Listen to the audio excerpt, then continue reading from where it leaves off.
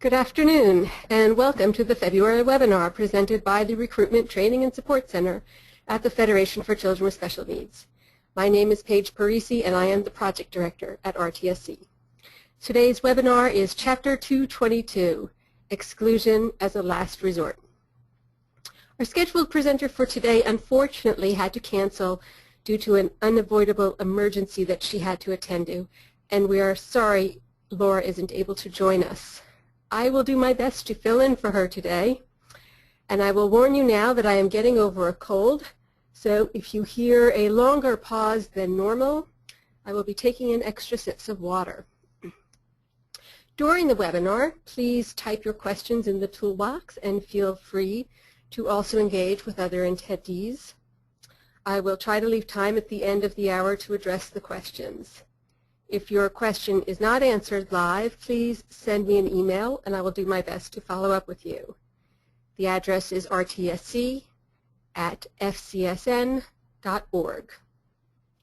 Our technical producer today is Renee Williams.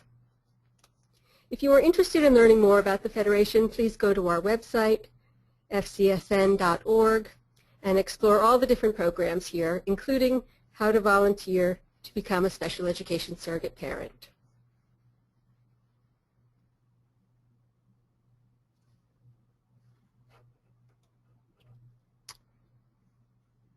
So first we will review the outline for the webinar today. We're going to talk about what are the purposes and goals of Chapter 222. Then we'll talk about the different types of exclusions under the law, the due process rights that have been introduced into the law, and then we'll compare them to a little bit to IDEA and 504 plans.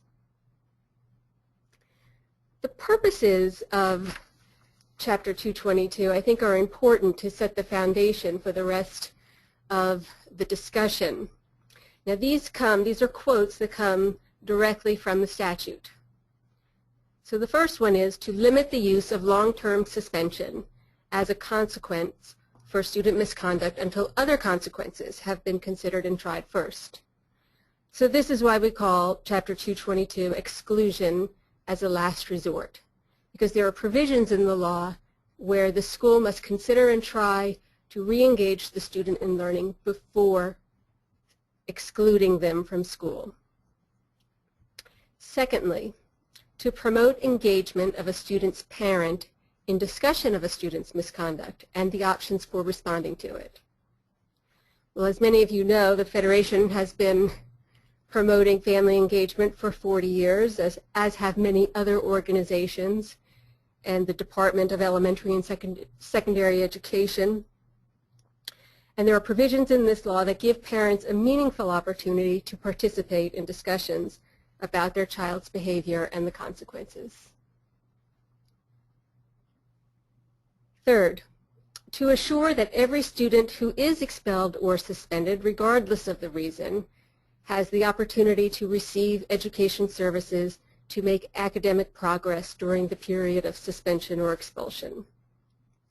Prior to the passage of Chapter 222, students who were excluded from public schools in Massachusetts were not entitled to alternative education services. And that's something that led to what is known as the school-to-prison pipeline. You know, when you're out of school and you're not receiving education, you tend to fall back and struggle. So this is a really important aspect of 222. And lastly, to keep schools safe and supportive for all students while ensuring fair and effective disciplinary practices. Preventing harm and keeping all kids safe while in school is a goal of disciplinary practices, and Chapter 222 sets out to do this while also ensuring fair and equal treatment for all Massachusetts students. So what is the scope of Chapter 222? Who does it apply to? Who does it cover? Well, it covers all public schools in Massachusetts, all public schools and programs, preschools, elementary schools, secondary schools, charter schools, virtual schools, and within those schools and programs, all students who are on IEPs and 504 plans. Now those students still have the protections of IDEA, but they also have additional protections under 222. Now Chapter 222 does not apply to 766 approved private special education schools or private special education schools around the state. They have their own regulations for discipline. And you'll notice on every slide in the lower right-hand corner there will be a legal reference for what is the content of the slide. So here we have 603 CMR 5301. That's the reference for the scope of Chapter 222. CMR 1805, Sections 5, 6, and 7. Those are the discipline regulations for 766 schools. And then the last one is the IDEA section for discipline. So you'll see them on almost every slide. A word about the term parent in this law. And you know, like many statutes that affect children, the definition of parent is father, mother, or legal guardian, or person or agency legally authorized to act on behalf of the student in place of or in conjunction with the father, mother, or legal guardian. So whenever we refer to parent in this presentation, we're talking about this definition. It's more broad than just your common definition of parent. And for SESPs, since Chapter 222 is a general education law, your student's parent is most likely DCF, or it may be DYS if you're working with a student who's in DYS custody.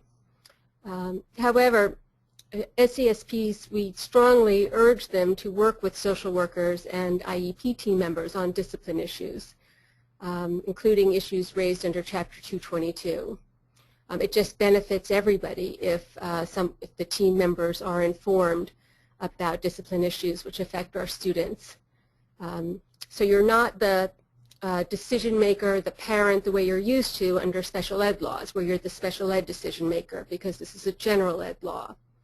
But again, you know, it is an important issue for all students, and so it's a good one for you to understand and make sure the whole team understands.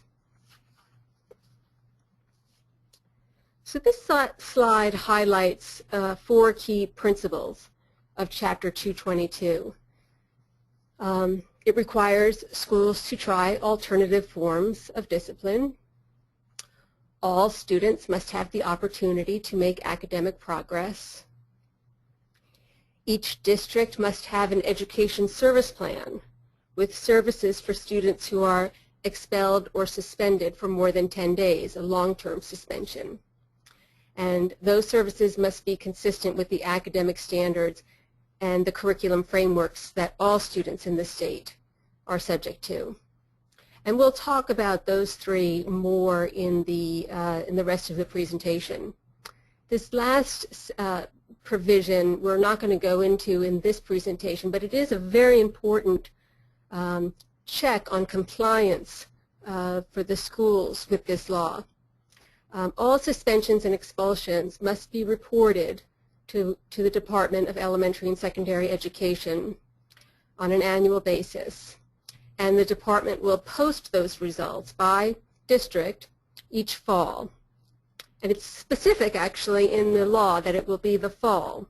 So it'll be timely.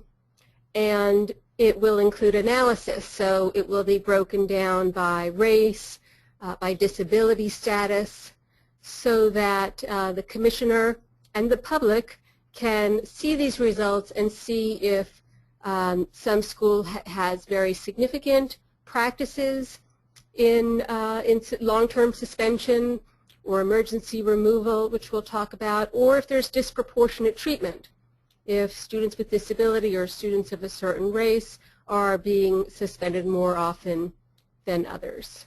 And the reference in the bottom of this slide is to the reporting provisions in Chapter 222.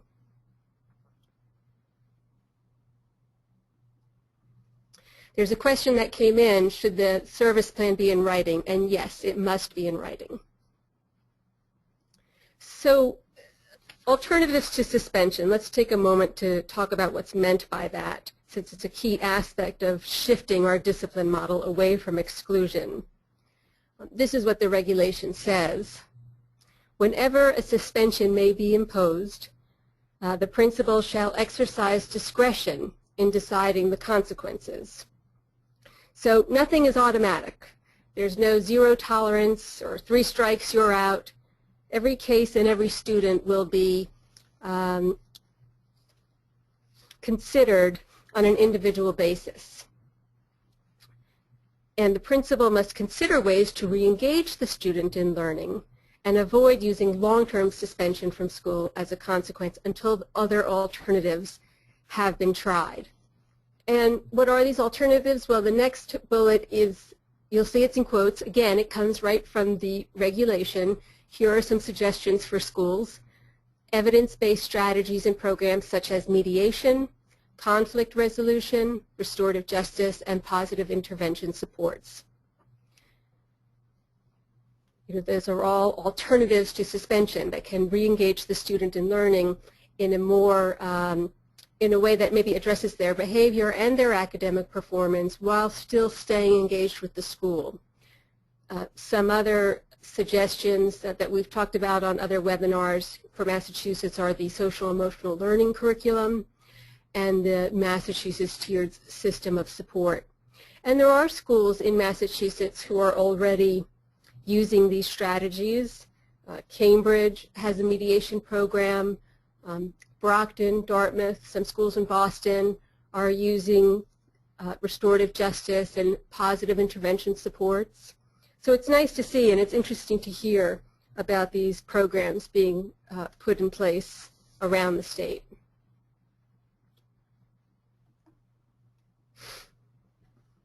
What is meant by the right to make academic progress? That's another one we should just look at a little more closely. Any student who is expelled or suspended, whether in school or out of school, has the opportunity to make academic progress towards meeting state and local requirements. So while they're outside the classroom, school personnel must provide them with makeup assignments, tests that they missed, papers, the ability to hand in those papers and work on those papers, homework, and other schoolwork. So again, they don't fall behind. And that goes for the academic subjects and the non-academic subjects. If those are part of the local requirements that are necessary for that school district, they must be in the education service plan. And again, this is designed so that students won't fall behind and struggle, but are rather more likely to stay on track and stay in school and graduate. A question came in about where should we be able to access the plan. Well, whenever a student is suspended for 10 days or more or expelled, the principal or the school has the obligation to give that plan to the parent and the student. So if you're in the situation, you must get a copy, when you need it, but you could probably ask for ask the school to see it at any time. This law went into effect on July 1st, so every school should have a written plan by now. So now we're going to go look more closely at the different types of exclusion. There are 5 types of suspensions allowed under the law, and each one has certain rights associated with it. The first one is emergency removal. So this is when a student is charged with a disciplinary offense, and the student's continued presence in the school would either pose a danger to persons or property, or materially and substantially disrupt the order of the school, one or the other. And in addition, in the principal's judgment, there's no alternative to alleviate or address the danger or disruption. So if that's the case, the principal has the right to temporarily remove the student from the school. It can only be for a maximum of 2 school days following the day of removal. And there is an immediate requirement to notify the parent, or at least to attempt to notify the parent, to call the parent and let them know, to have a hearing as quickly as possible before that 2-day maximum exclusion expires, and also before the child leaves the school, that they must ensure that provisions are in place that the student has safe transportation home. So we'll talk more about this principal's hearing that must take place as we go on through the presentation. Hopefully this won't happen very often, but especially when it comes to the obligations to keep schools safe and supportive for everyone, this may be necessary. But there are provisions, though, to make sure that they are situations where it is fair to the student as well. And emergency removals are a category excuse me, that must be specifically reported to the Department of Education as well as the superintendent of that district.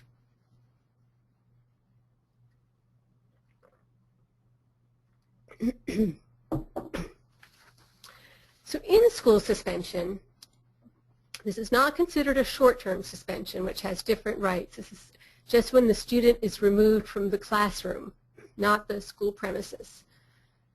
But even in this case, they must consider alternatives to taking the child out of the classroom. It can only be for up to 10 school days per year. And whenever we talk about 10 school days, there's a lot of triggers at 10 school days in this law.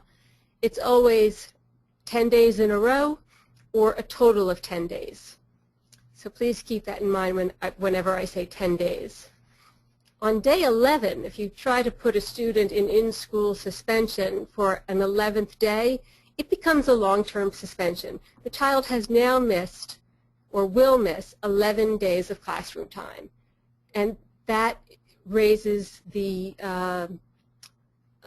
a red flag of time that the student is out of class, and there needs to be a closer look at the reasons for it. So it's a long-term suspension, and we'll see later what the rights and obligations are for a long-term suspension. For an in-school suspension, the school should notify the parent on the same day and also follow up with written notice. There should always be a meeting with the principal and the parent about the in-school suspension. It doesn't have to, it's not a hearing, but it is a meeting, so the parent does have the opportunity to discuss the situation with the school. And again, the student has the opportunity to make academic progress.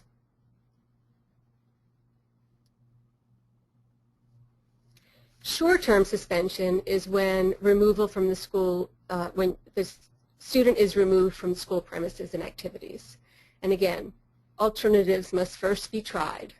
There's a maximum of 10 school days per year. And before the first day of a short-term suspension, there must be a hearing. So the suspension isn't effective until there's a principal's hearing. And the principal's decision is final. There's no right to appeal. Now, here's an example, and this could apply anywhere, where a school may have its own policies that exceed Chapter 222, and I'm thinking of Boston Public Schools here. In Boston, students who have a short-term suspension can appeal the principal's decision. So, you know, schools may have more lenient, let's say, provisions that exceed 222. They can't have less, you know, they can't have provisions that don't meet these standards, but they can exceed these standards, and some schools do. So it's always a good idea to have, for many reasons, a copy of the school's code of conduct, so you know what the rules are for this school. There's the opportunity to make academic progress while out of school. And for youngsters, for young students and preschoolers in preschool or kindergarten through 3rd grade, if they're going to be suspended out of school, before that can begin, the principal must send written notice to the superintendent explaining the reasons why the child is going to be suspended. And the reference in the corner of this slide, I will say, is specifically to that provision, to the kindergarten through 3rd grade provision, although 53.082 does have all of these provisions. A through C has other provisions relating to short-term suspension. D is the one that relates to the young students.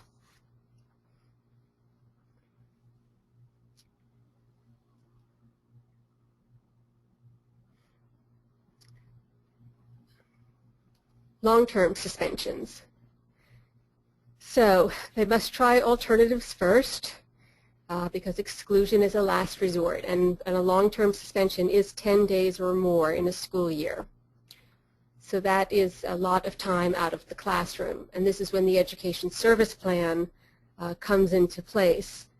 Because if you're out of the class for that much time, you're going to need a more formal manner for keeping up. It's harder to keep up with schoolwork when you've been out for that amount of time. So that's so the education service plan is for these students who are out of school in a school year for more than 10 days. And again, it's provided in writing. It must be in writing. It's provided to the student and the parent. And it's clear in the law that the student has the choice of what type of education service plan they are going to use. So that indicates that the school must have options, or at least 2 options. So it could be tutoring or Saturday school. It could be an alternative placement, online learning. There should be options for this, for long-term suspension under the Education Service Plan. The rest of these, the provisions are the same as short-term suspension. The difference is the Education Service Plan and the right to appeal the principal's decision to the superintendent, and the superintendent's decision is final. And we'll talk more about those hearings as we go on. There's a question about vocational technical schools and whether or not they're considered 766 schools. They are not considered 766 schools. And you do not need an academic plan for short-term suspension. It's only you only need a written plan for the suspensions that are over 10 days. And collaboratives are also not considered 766 schools. They are subject to 222. I'm trying to keep up with the questions as we go along. So expulsions. So students can only be excluded for school under 222 over 90 days for certain offenses. And they are possession of a dangerous weapon, a controlled substance, assault on an education staff. And for those 3, it has to be on the school grounds or at a school event, or conviction of a felony. And when we're talking about conviction of a felony, the principal must also find that the student's presence in the school would have a substantial detrimental effect on the general welfare of the school. So that's when a student can be expelled, removed from school for more than 90 days. These are the only circumstances where a student can be removed for more than 90 days, and it can be indefinite or it can be permanent. Now, the student does have some rights. There's prior written notice, and for the first time in Massachusetts, they do have the right to make academic progress while they're out of school. And they have access to this education service plan that every district must have. They do have the right to have a principal's hearing, except in the case of a felony conviction, where they have but they do have, in that case, the right to appeal their expulsion to the superintendent. I do have a little asterisk there because many schools have a principal's hearing in that case too. It's best practice to have a principal hearing in every case, but it's not required. And also in these cases, the exclusion is effective immediately. It's not like under the other offenses where the exclusion isn't effective until the hearing has taken place. For these offenses, the exclusions are effective immediately, but they still have the right to a hearing. And then there's just one additional comment here about transfers. If a student transfers to a new school and they've been expelled, that new school can keep them on that expelled status, and they would receive services under the new district's education service plan, or they may decide to admit the student into the school. Or maybe they'll be convinced that they can do that. And one more type of exclusion, a little less serious, but it is in there, and you should be aware of it. The principal may remove a student from privileges based on student misconduct. I say it's less serious, but it's still it's still unfortunate, but it is a disciplinary method that schools use and is appropriate in some cases to say, you can't go to the dance on Friday night because of this action. I mean, it's better than being excluded from class. But in those cases, when you're excluded from those types of activities and events, hearings and notice and alternatives, those things don't apply.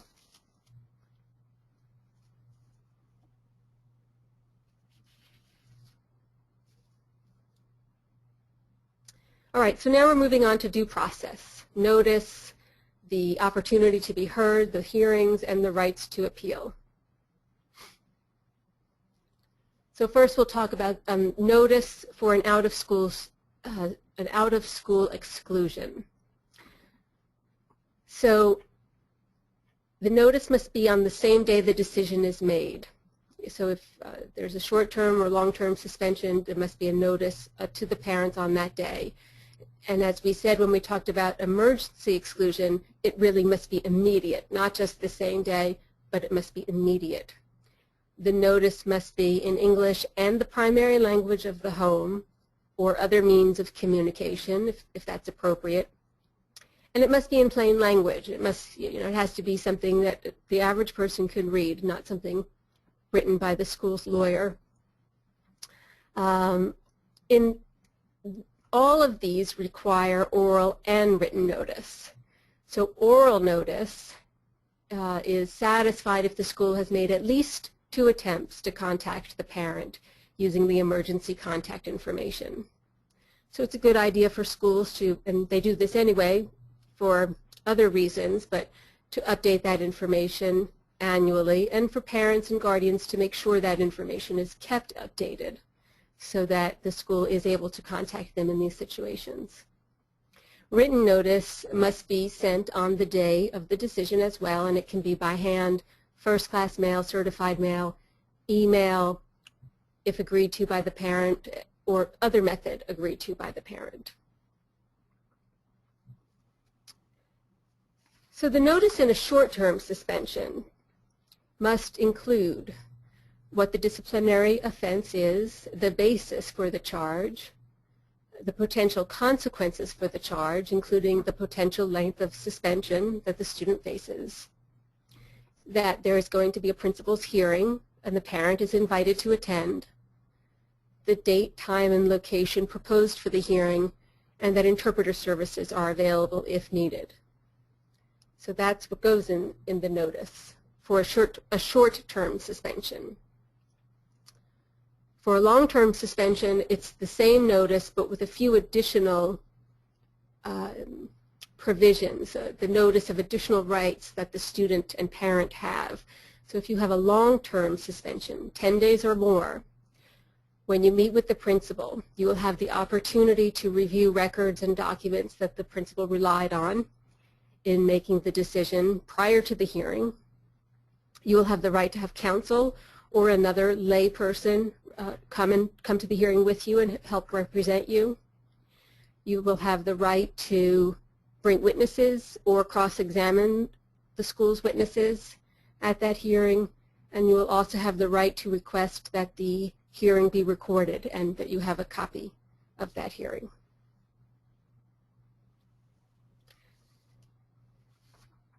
So what is the purpose of this principal's hearing for both for long and short-term suspension?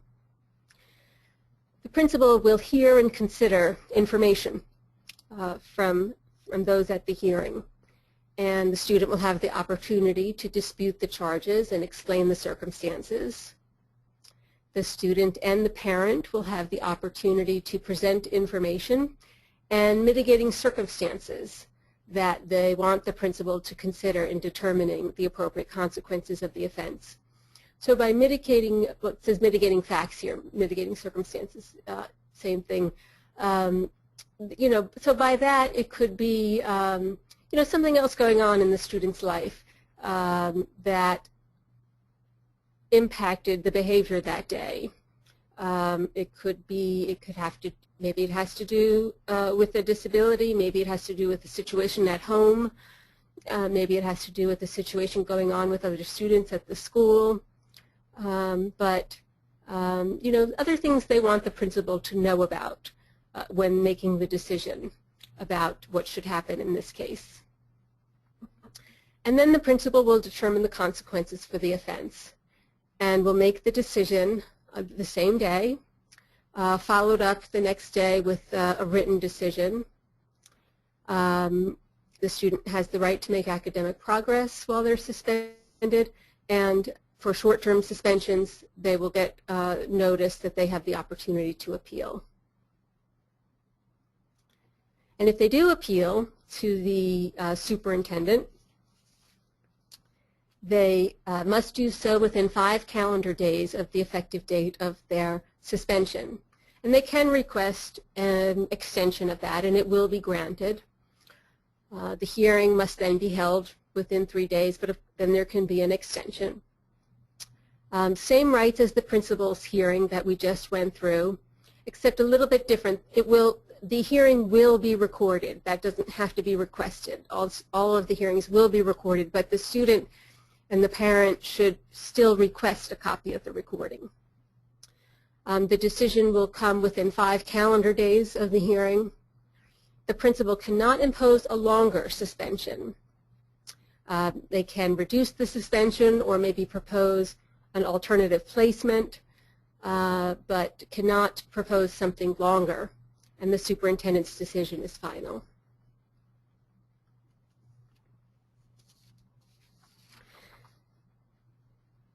Now, these are 4 categories of offenses that are treated differently than others because they are governed in part by different statutes.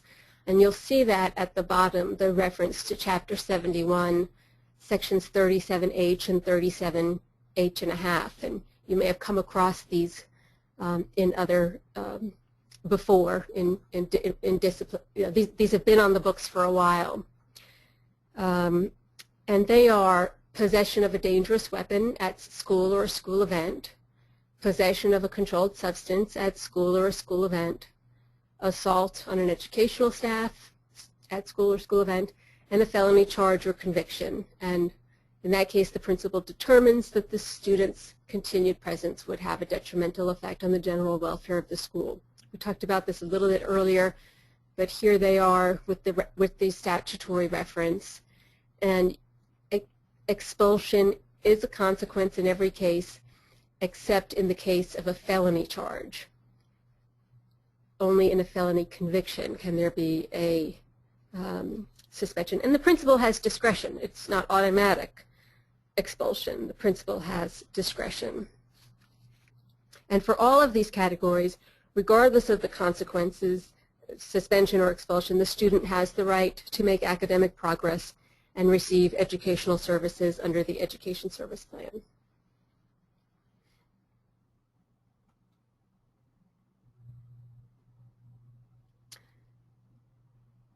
The principal, sort of questions that have come in, yes, the principal can be a designee of the principal in this, you know, we refer to the principal many times here. You know, if it's the school's practice The principal's hearing, I should double check the statute. I don't think the hearing can be delegated. But, where it says the principal must notify the parents and the principal must make sure that the student is safely home, I mean, that responsibility can be delegated to somebody else in the administration. And there are some questions here I see about half-day, getting sent to the principal's office, and I will address those. We're nearing, let's see how we're doing on time. We will have time for questions, so I will address those because we are nearing the end of the formal presentation. So now we'll talk a little bit about the students who are on IEPs and who are covered by 222 because they're in public schools, charters, collaboratives, or virtual schools. And they still have their protections, their right to FAPE, and the other protections under IDEA. And so those really kick in when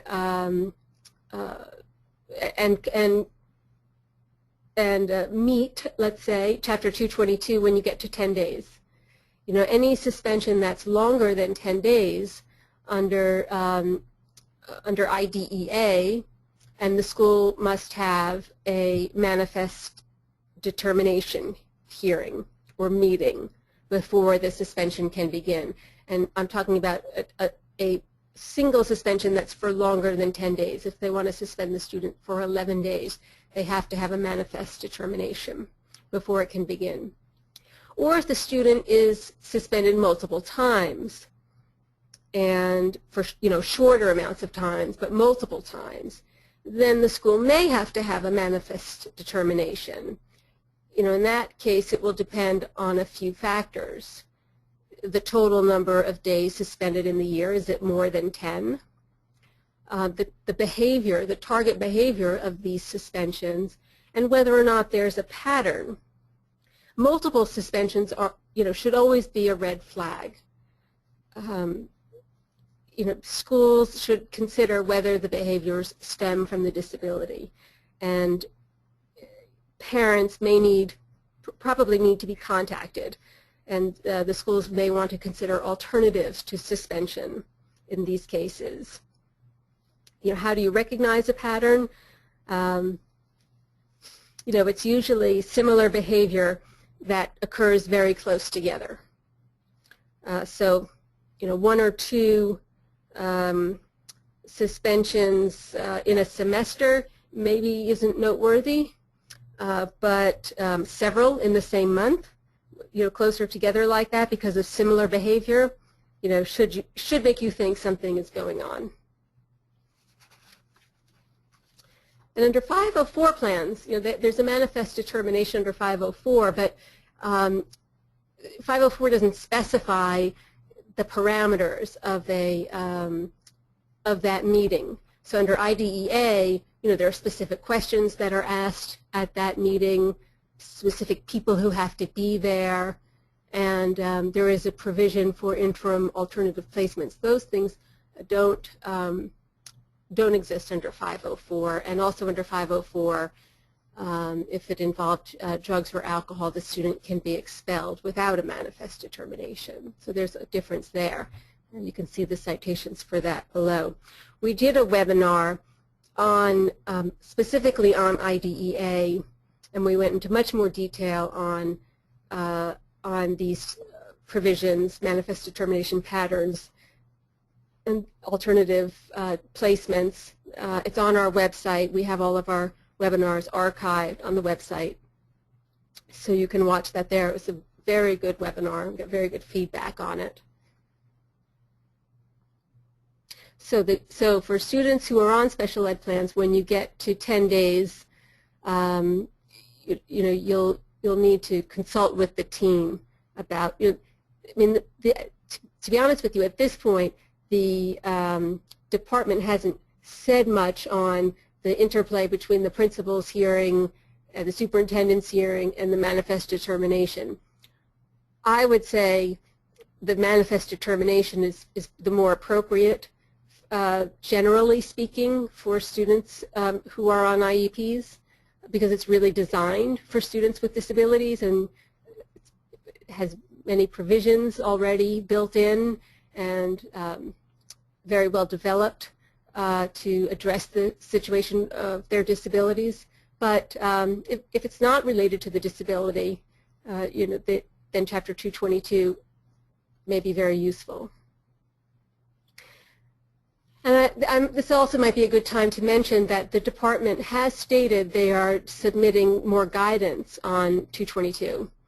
So the law was effective in July, and since that time, some questions that aren't specifically addressed in the rules have come up. And they are working on guidance to address those questions for everybody. And I know that that will be out soon.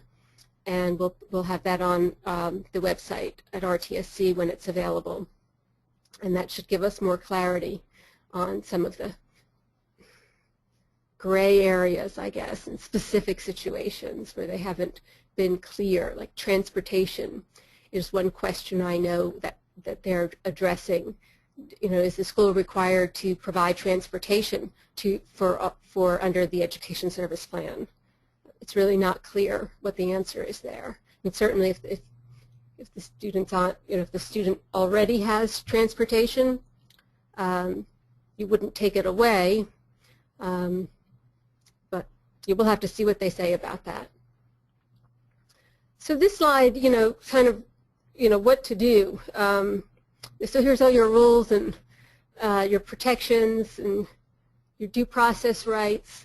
But some other things for your child, your student, when there's a behavior issue in school. I mean, if the student is not on an IEP, you might want to consider referring the student for a special ed evaluation or a functional behavioral assessment.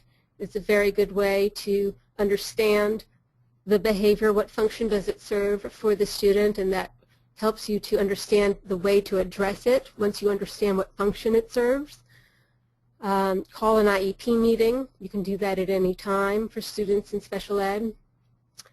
Positive behavior intervention and support plans have been part of IEPs and before 222. And of course there's the manifest determination for students on IEPs. Now these next few slides are summary slides. This has to do with the notice and hearings, the due process rights under 222. I'm not going to go over these.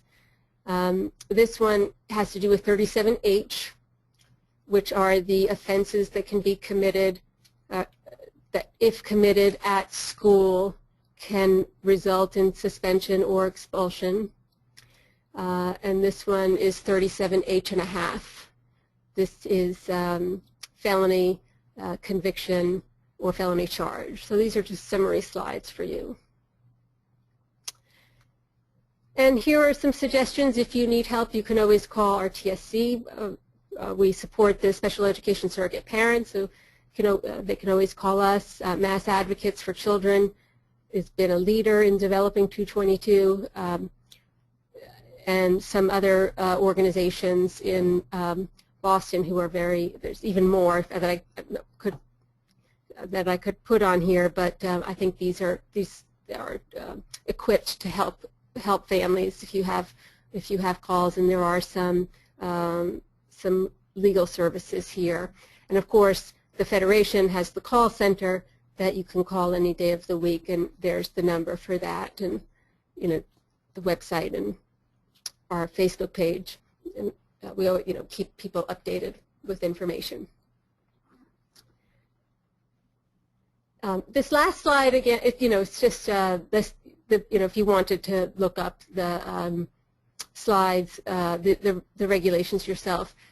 603 CMR 5300, 53.00, those are the implementing regs for Chapter 222. So almost everything I talked about today is in those regs. Just like we look at 603 CMR 28.00 for special ed, I mean, this is the equivalent for for 222. If you're involved in this type of case, you'll be looking at that section a lot and getting to know it very well. That's really where all your answers can be found. So speaking of answers, let me see if I can address some questions in the time we have left. I did see some questions there about if a teacher sends a student to a principal's office due to bad behavior, for part of the day, and then the student comes back, does that count as an in-school suspension? I don't know if that was the exact. I'm kind of generalizing the situation. That happens a lot. And I would say that that's unclear, and we should be getting guidance on that. I certainly think if it happens on a recurring basis, that it would be an issue under 222, and schools should maintain and review records about this practice. But it's unclear if it happens just once or twice, whether that would count for the in-school suspension 10-day limit. So we'll see what DESC says about that.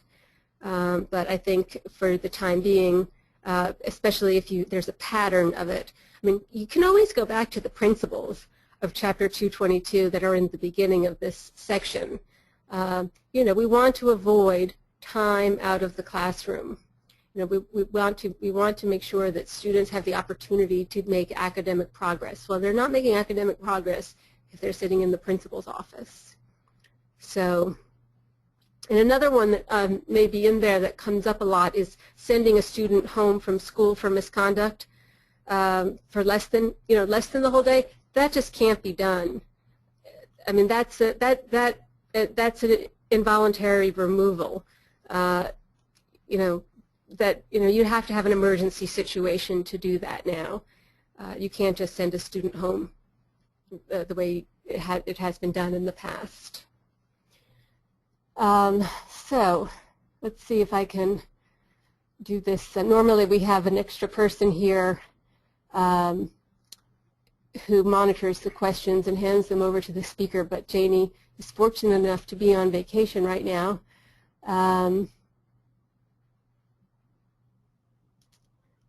Try to look at the ones that are at least short.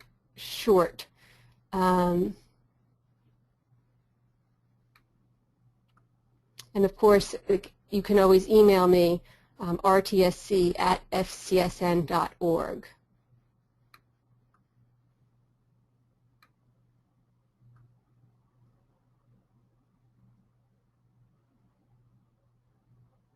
So if a student gets an education service plan in writing and is on an IEP, should the special education services be included in the document? The education service plan is school-wide. It's not something specific to each student. So just want to make that clear. Every school should have its own. It can be district-wide, as long as every school has the ability to provide the services on the plan. But it should be, it's a school-wide, so it's tutoring, it's Saturday school.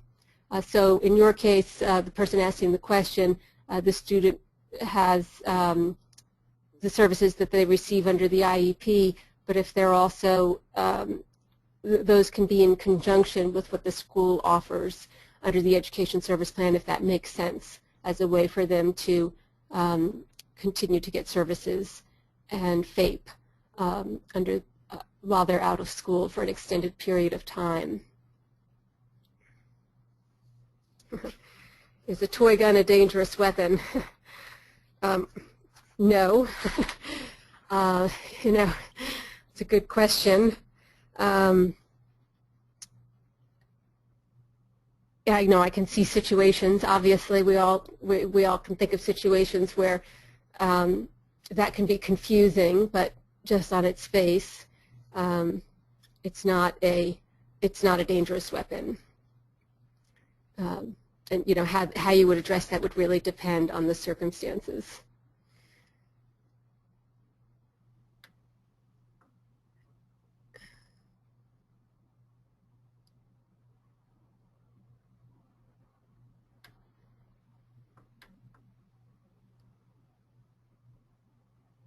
There is no requirement that the education service plan be in the student handbook. That's a good idea, but it's not required.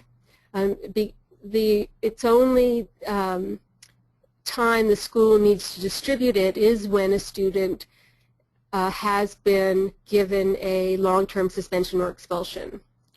So that's when there's the obligation to give it to the parent and the student in those cases in writing. So it doesn't, not every student in the entire district needs to see it in the student handbook, although that is a good idea, but that's not the requirement.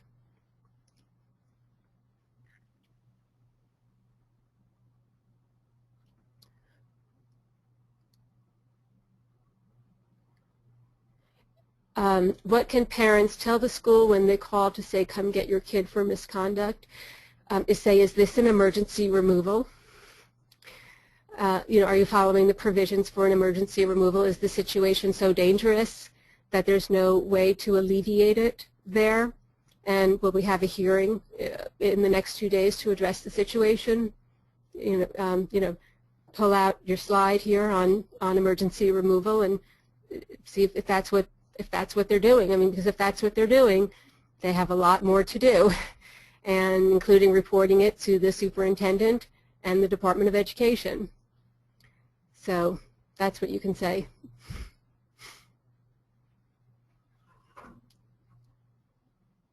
Sorry for the long pauses. The font is teeny tiny in this little toolbox. So I'm trying to read and understand all of these questions.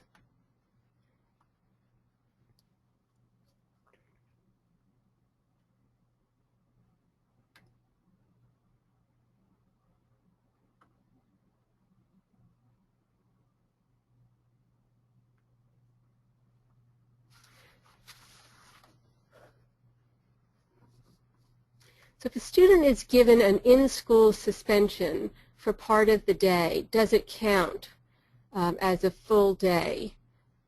Yes. I think that is one of the issues that will be clarified in the DESC guidance, because obviously this half-day situations aren't addressed in the regulations, and we have heard that will be addressed in the guidance.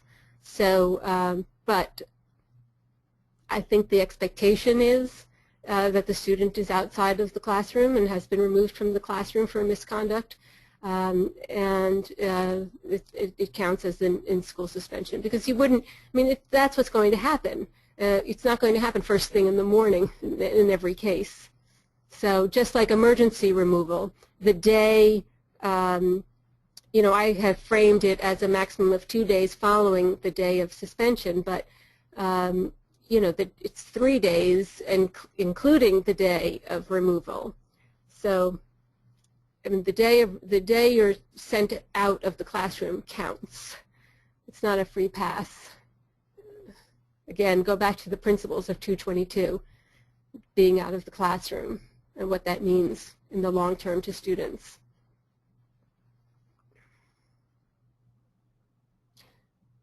I'll repeat the email address one more time. It's rtsc@fcsn.org.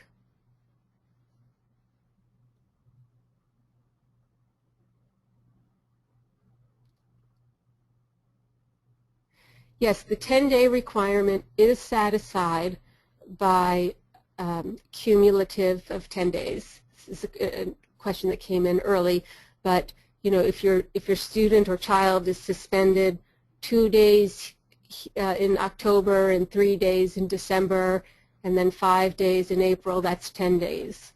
So it's the total amount of days in a school year can't be more than 10 days.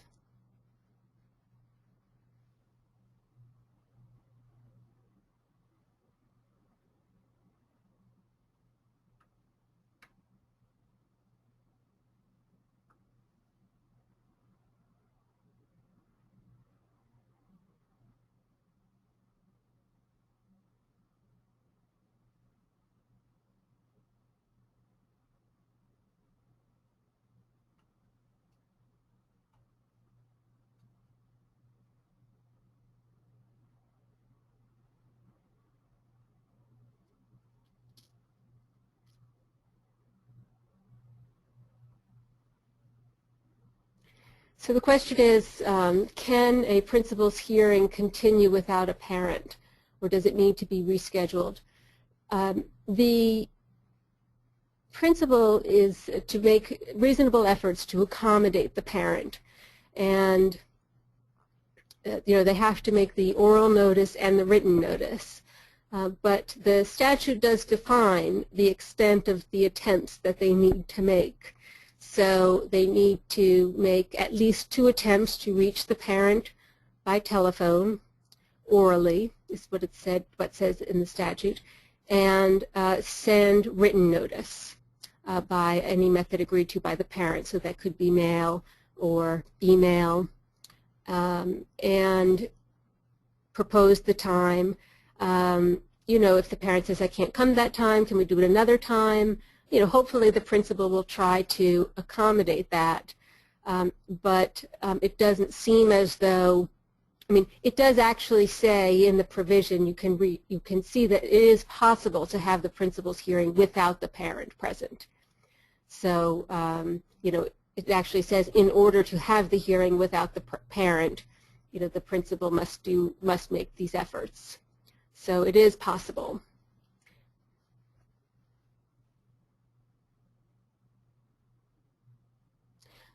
We sent a copy of the PowerPoint out to everybody who registered for the webinar at around noon or so today.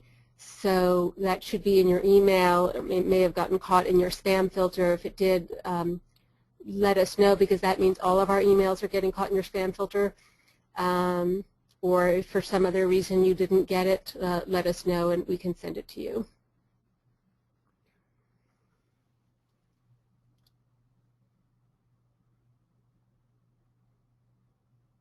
And if you know, what steps can you take if you know a school doesn't follow 222? Well, it depends on exactly what part of 222, but generally speaking, really in any part that they're not following, I would say the first thing to do is bring it to their attention. They know about it, and